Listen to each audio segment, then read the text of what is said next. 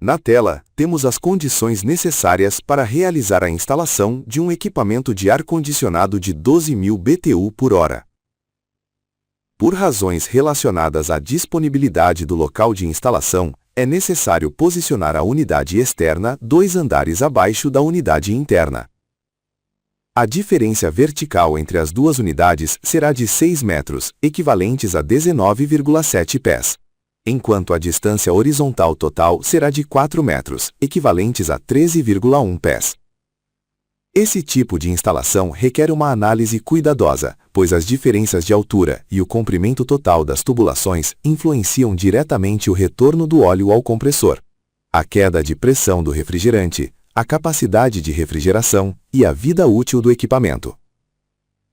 Se esses fatores não forem considerados durante o projeto e a instalação, o sistema poderá apresentar falhas prematuras, perda de eficiência energética e até mesmo danos permanentes ao compressor. A seguir, analisaremos as etapas necessárias para realizar corretamente essa instalação. Cada uma delas deve ser executada respeitando as recomendações do fabricante e as boas práticas de instalação utilizadas na indústria HVAC. A omissão de qualquer um desses procedimentos pode afetar o funcionamento do equipamento, aumentar o consumo elétrico e reduzir significativamente a confiabilidade do sistema durante sua vida útil. Primeiro passo: prolongamento das tubulações. O primeiro passo consiste no prolongamento das tubulações. Como a distância entre a unidade interna e a unidade externa supera o comprimento original fornecido pelo fabricante, é necessário prolongar as tubulações. O comprimento total da nova instalação será de 10 metros, equivalentes a 32,8 pés. Como o equipamento originalmente possui uma tubulação de 3 metros, equivalentes a 9,8 pés, será necessário adicionar 7 metros de tubulação para completar o comprimento necessário.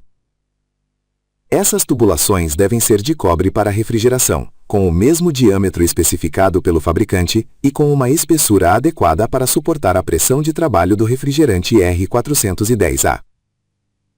Além disso, todas as uniões devem ser realizadas por meio de brasagem forte com material de adição à base de prata, utilizando um fluxo contínuo de nitrogênio durante a brasagem, para evitar a formação de óxidos no interior da tubulação.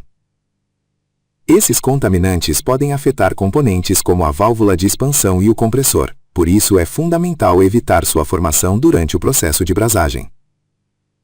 Segundo passo: ajuste da carga de refrigerante. O segundo passo corresponde ao ajuste da carga de refrigerante. Utilizando a tabela de compensação mostrada na tela, devemos procurar a quantidade de refrigerante que precisa ser adicionada para compensar o aumento do comprimento das tubulações. A tabela indica os gramas de refrigerante que devem ser adicionados por cada metro adicional, tanto para a tubulação fina quanto para a tubulação grossa. É importante lembrar que a carga de refrigerante deve ser realizada sempre por peso, utilizando uma balança eletrônica de precisão, pois uma carga insuficiente ou excessiva altera as pressões de funcionamento, reduz a capacidade de resfriamento e pode causar danos ao compressor. Para a tubulação fina ou linha de líquido de 1/4 de polegada, quando o equipamento utiliza refrigerante R410A, devem ser adicionados 18,6 gramas ou 0,66 onças por cada metro adicional. Como estão sendo adicionados 7 metros, equivalentes a 23 pés, o cálculo é 18,6 gramas vezes 7, igual a 130,2 gramas. Portanto, devem ser adicionados 130,2 gramas ou 4,59 onças de refrigerante. A linha de líquido transporta o refrigerante no estado líquido até a válvula de expansão. Portanto, manter a quantidade correta de refrigerante nessa tubulação é fundamental para garantir uma alimentação estável do evaporador e evitar perdas de desempenho. Para a tubulação grossa ou linha de vapor de 3/8 de polegada, utilizando igualmente refrigerante R410A, a tabela indica que devem ser adicionados 2,23 gramas ou 0,08 onças por cada metro adicional. Como também estão sendo adicionados 7 metros, equivalentes a 23 pés, o resultado é 2,23 gramas vezes 7, igual a 15,61 gramas. Portanto, devem ser adicionados 15,61 gramas ou 0,55 onças de refrigerante. Essa linha transporta o refrigerante no estado gasoso desde o evaporador até o compressor. E além de conduzir o vapor do refrigerante, é responsável por retornar o óleo lubrificante ao compressor.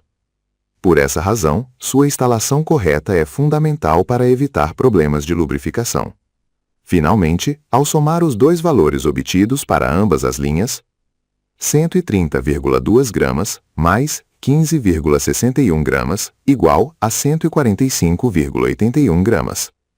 Portanto, de acordo com os valores indicados na tabela, deve-se adicionar aproximadamente 145,8 gramas, equivalentes a 5,14 onças, de refrigerante, para compensar o aumento do comprimento da instalação. Depois de realizar a carga adicional, recomenda-se verificar as pressões de trabalho, as temperaturas de operação, o superaquecimento e o subresfriamento, com o objetivo de confirmar que o sistema esteja funcionando dentro dos parâmetros estabelecidos pelo fabricante e que a carga de refrigerante seja adequada. Terceiro passo: instalação de armadilhas de óleo. O terceiro passo consiste na instalação de armadilhas de óleo. Como o comprimento vertical da tubulação supera 4 metros, equivalentes a 13,1 pés, e a unidade externa está localizada abaixo da unidade interna, é necessário instalar armadilhas de óleo na tubulação fina, de acordo com a configuração indicada para essa instalação. A primeira armadilha deve ser instalada no início do percurso vertical e deve ser fabricada com um raio de curvatura o mais amplo possível, para reduzir a queda de pressão dentro da tubulação. Essas armadilhas permitem que o óleo seja impulsionado novamente em direção ao compressor durante os ciclos normais de funcionamento, evitando que ele fique acumulado na parte inferior da instalação e reduzindo o risco de falta de lubrificação. Como o percurso vertical possui um comprimento superior a 4 metros, equivalentes a 13,1 pés, também é recomendável instalar uma segunda armadilha de óleo aproximadamente na metade do percurso, igualmente com um raio de curvatura amplo. Depois de alcançar a altura necessária, pode ser instalada uma armadilha de óleo invertida para evitar o retorno do óleo para a parte inferior do sistema e favorecer seu correto comportamento durante o funcionamento. Quando existem grandes diferenças de altura entre as unidades, esse tipo de configuração ajuda a manter uma circulação adequada do óleo, inclusive durante períodos prolongados de operação com cargas parciais. Quarto passo: instalação da linha de sucção. O quinto passo consiste na instalação da tubulação grossa ou linha de sucção. Essa tubulação permite o retorno do óleo ao compressor por meio do fluxo do refrigerante aspirado. Para garantir que o óleo retorne corretamente ao compressor e evitar que ele se acumule nas tubulações, também devem ser estabelecidas inclinações de 2 cm, equivalentes a 0,79 polegada, por cada metro de percurso, no sentido que facilite o retorno do óleo em direção à sucção do compressor. Além disso, essa tubulação deve ser isolada termicamente em todo o seu comprimento, utilizando um isolamento de espessura adequada para minimizar a condensação superficial, minimizar as perdas de capacidade frigorífica, manter a temperatura correta do vapor de sucção. A instalação adequada dessa linha contribui para melhorar a eficiência energética, prolongar a vida útil do compressor e garantir um funcionamento confiável do sistema durante muitos anos.